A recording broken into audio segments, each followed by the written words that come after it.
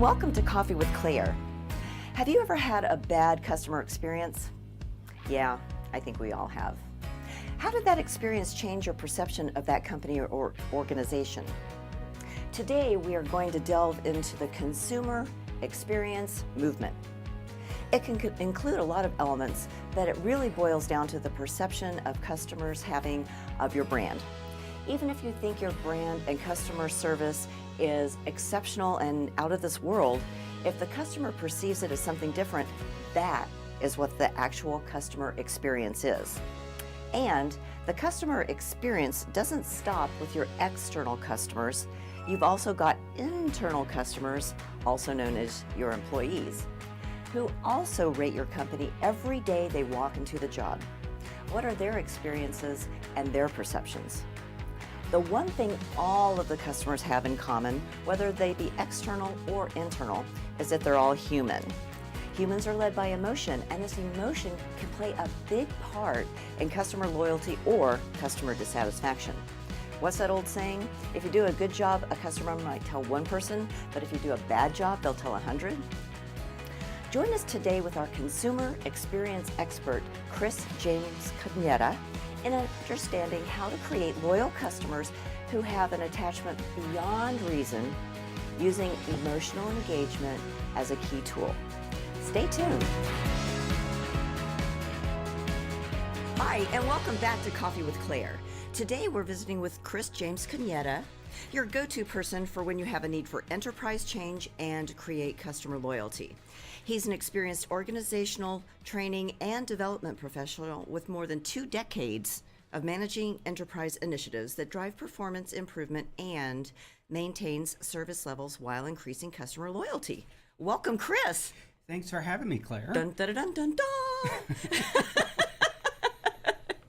So Chris and I go back a long ways. We are really good friends from many moons ago, and we met, as long as I know, at Comedy Sports, which is an improvisational comedy troupe that has been around for a long time, like it started in 1984.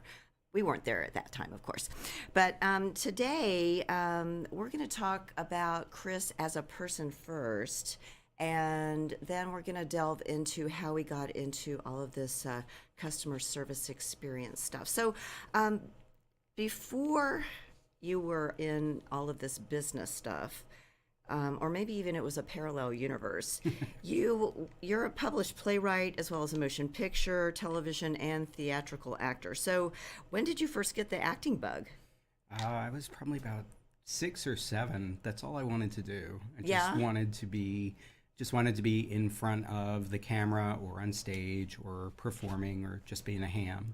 So were you like in school plays and things like that, or how did you kind of... What happened was we saw a movie and I said, I could do that. And my father's like, you have no idea what goes into that. So his idea was to take me to be an extra on a movie set.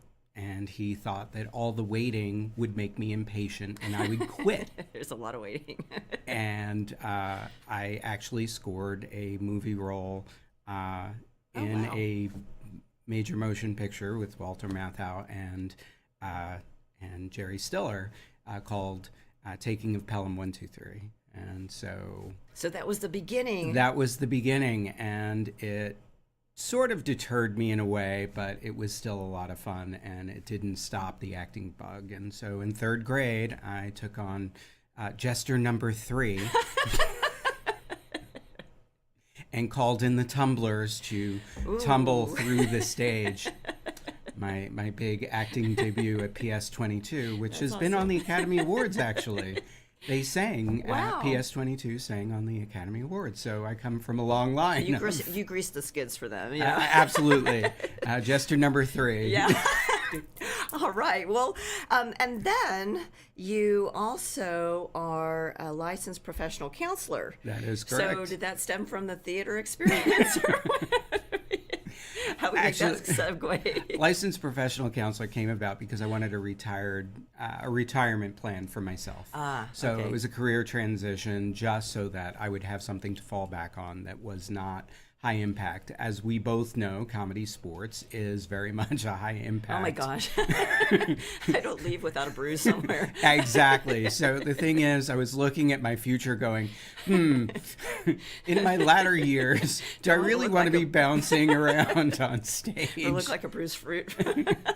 Absolutely. So No. Well, yeah. So all of these things have really culminated into your present career because you understand how to present information through your acting, and you understand how people tick through your counseling degree. So was it just this natural transition to put these two together and form your current business endeavor? it really sort of was, because all of the experiences do come together, and they do make that they do make that happen. So let's look at the heart of your business, and that's the consumer experience movement. So let's let the audience know, what is the consumer experience movement? So companies are looking for ways to retain customers, and they're looking for ways to avoid spending a lot of money acquiring new customers, instead retaining the customers that they actually have. And the way that they do that is through experiences. People say that they will pay up to 81% more for a product if they enjoyed the experience. Really? 81%? 81% Wow. of people surveyed said that they would pay more just because the experience was good. So the thing is, companies are looking at that value and saying, why would we want to let that go? Yeah. Well, and it's expensive to find new customers. Absolutely. Customer acquisition costs are through the roof. And, so once you get them, you want to keep them, and you want to keep them happy so they don't start looking elsewhere. Because I think, at least from my personal experience, if I'm happy with something, I don't have time to go looking around for something else. And I'm glad that I don't have to. But if they make me mad, the first thing I'm going to do is I'm going to go on Google and I'm going to start looking around. Absolutely. When people become uncomfortable, that's when they move. Well, that makes sense. So, we think about companies all the time that have this great customer service. They focus on people and their customers' experience. So I know you have worked with a lot of different companies. What top 5 or 6 companies come to your mind when you're thinking about the customer experience? Well, first comes to mind is Apple. When you go into an Apple store, you have that distinct experience when you walk in the door. There's Alaska Airlines, which is very different than many other airlines. You also have other companies, including Nordstrom, where the customer experience is paramount. You have a lot of those high-end companies, but then you have things like fast food, like Chick-fil-A, where the customer experience is paramount, and the product is very consistent. Yeah, they have a really gracious way of greeting you, even whether you're walking in. This is Chick-fil-A. Whether you're walking in or you're driving through, everyone seems to have a smile on their face. Even the people that are standing outside taking your order in the heat of the day, or like it's raining, they're out there with a smile, and it is amazing. And it makes you feel better about being or doing business with that kind of organization. And I think I heard a story a long time ago, and you may be able to verify this about Nordstrom, that there was a woman who had a tire that she took to the Nordstrom's location and said she wanted to return it. And the situation was that there used to be a tire company on that location, but then it moved away and Nordstrom's set up shop, and they took the tire.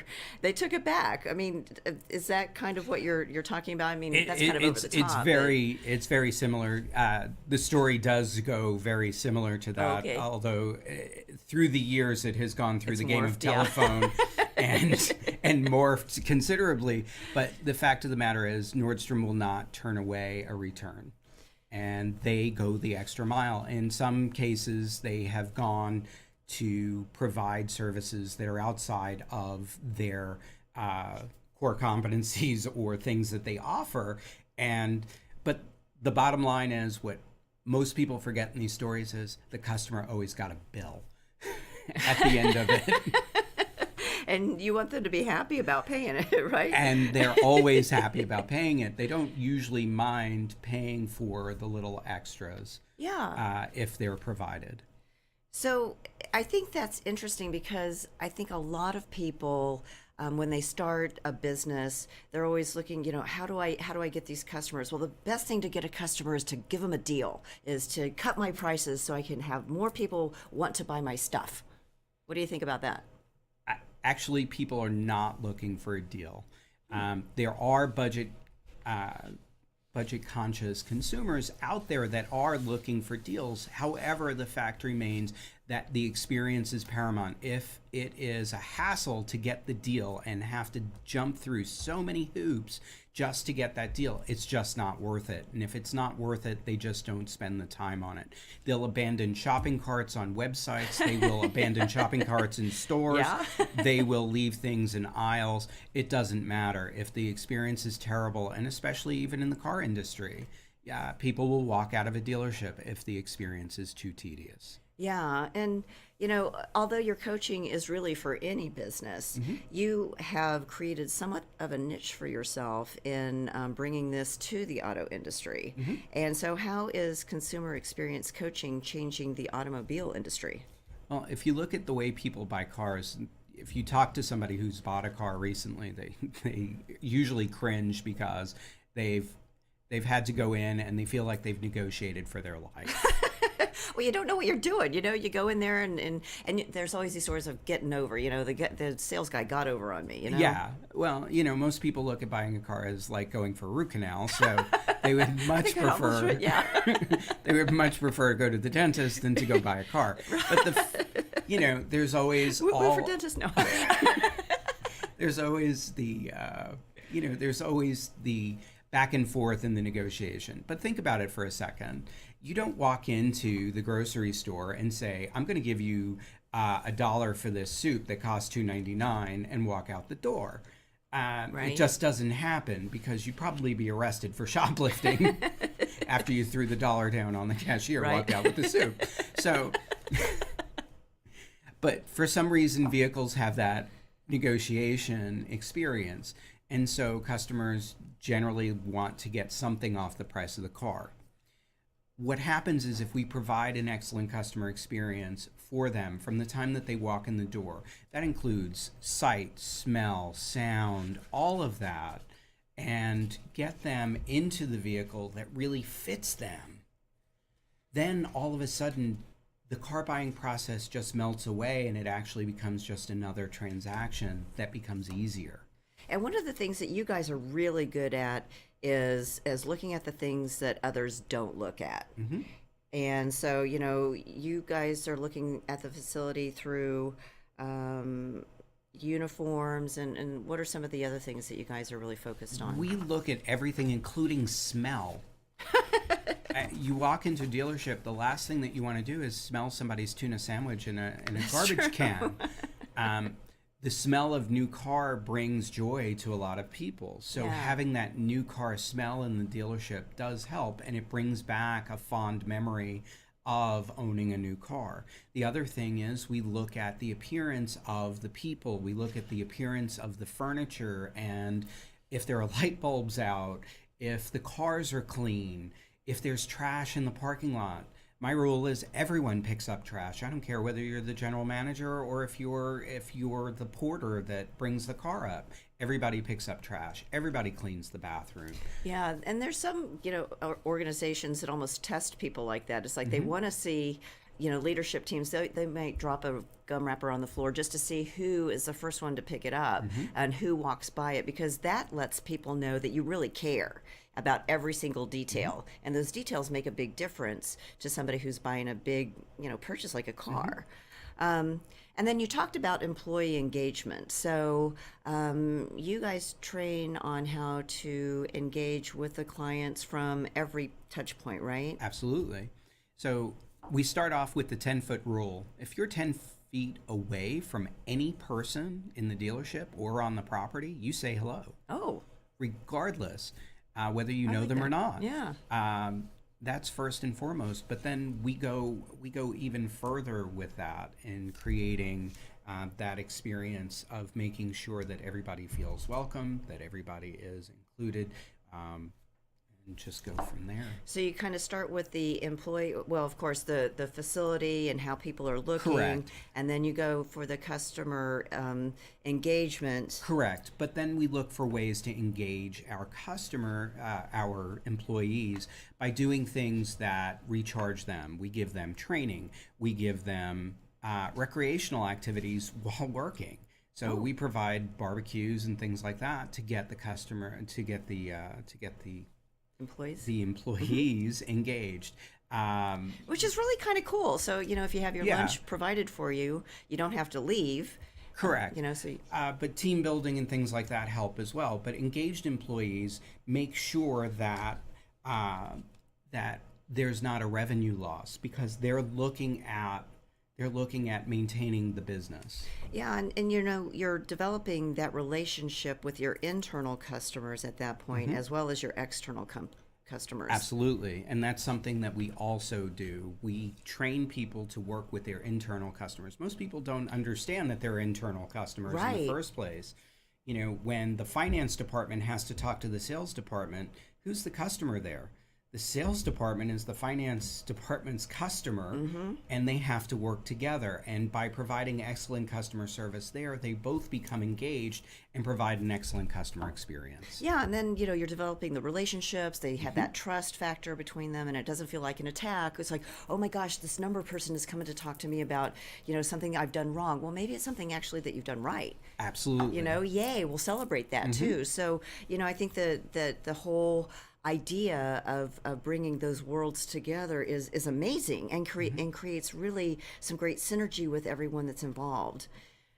So we've talked a lot about the auto industry, and in my mind, I'm thinking about the big dealerships. But would the smaller dealerships, the mom and pops, would they be able to apply these principles as well? Absolutely. I mean, think about it. Even if you're large dealerships can sell anywhere from 300 to 600 cars a month on average.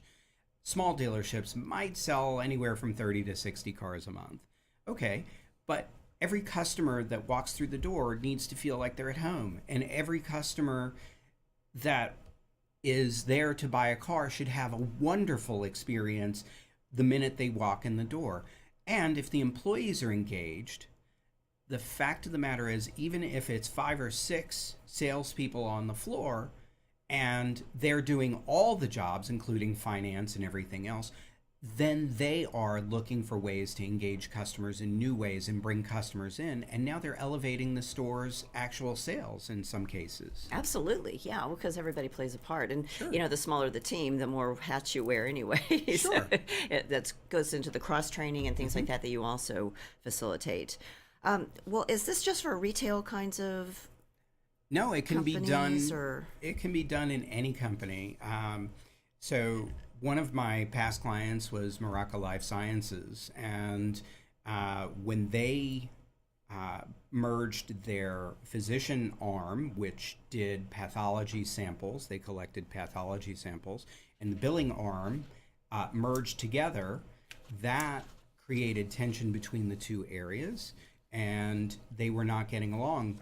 There's an example of internal customers right there. Right. And so by training the two to work together, their collection rate, they had $12 million in receivables that were out there. They were collected in a matter of 11 months. Wow. So that's like $1 million a month almost. Absolutely. It was great. But but I think that's a really great point, is that there's some professions that they're so focused on their profession that they're not as focused or even trained on that business side of things. And so you can step in and really help them get things squared away to where all of the cylinders are clicking, just to go back to the auto industry. So how did you become a consumer experience coach? It was completely by accident. The best stories are. As I said, that the company Maraca hired me to do that very thing, but it became a theme early on in my career. I started working as an intern for Arthur Anderson and Company, the big back then. Oh, yeah, right. Big 8 accounting firm. Now there's only 3. But back then, that's what I did. And my job was to integrate people and technology skills, merging 2 worlds together, because people on the engineering side of things couldn't talk to the people who were actually customer facing. And so my job was to get them to start communicating. So were you like the interpreter? Absolutely. I was the bridge. Yeah, awesome. I was the bridge Yeah. between the 2 areas, which was great. But then that would continue throughout my career. I would continue to do these types of jobs that would look to merge high tech with the lower tech capable people and get them to where they needed to be, and put technology in the hands of people who didn't have it. What I noticed was that I was getting people engaged. Ooh. Not in that sense, but in the sense of creating better outcomes for the company, because the 2 areas would work together. And this even happened at Disney. I had taught at Disney University, and we were going through a major outsourcing at the time. They were outsourcing their technology, and we had to work with the customer-facing people and getting them together to talk to each other, and creating that engagement really worked to create a better outcome for everybody. So customer engagement, if we were going to sum it up, what would you say the most important thing about it is? Really, customer engagement involves getting everybody on the same page. Your customer, your employees, and your owners. All 3 need to be together and on the same page. And if they are, they're going to create the most ultimate customer experience that you can create, and customers will come back. Well, Chris, it has been such an informative conversation today. If our viewers and listeners would like more information, where can they find you? They can find me at CEXPros, PROS.com. At CESPros.com. That's a mouthful. It is.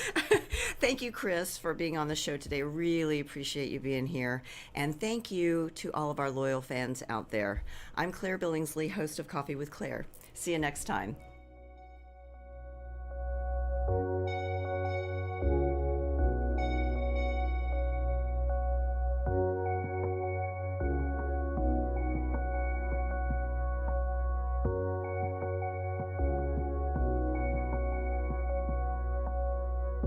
Thanks for tuning in to this week's episode of Coffee with Claire. To learn more about today's guests, visit their website or find them on Facebook. To learn more about me, Claire Billingsley, follow me on LinkedIn or visit my website at coffeewithclaire.tv. And to hear more episodes of Coffee with Claire, subscribe, rate, and review the show on your favorite podcast and social media platforms.